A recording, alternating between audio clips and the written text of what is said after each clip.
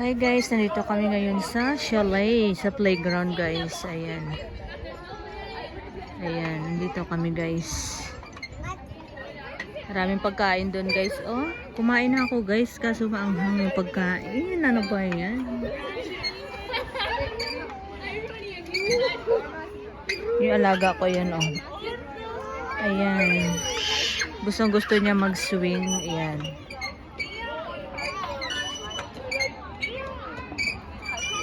Si Madam, nagmarites sa loob guys, kanina pa.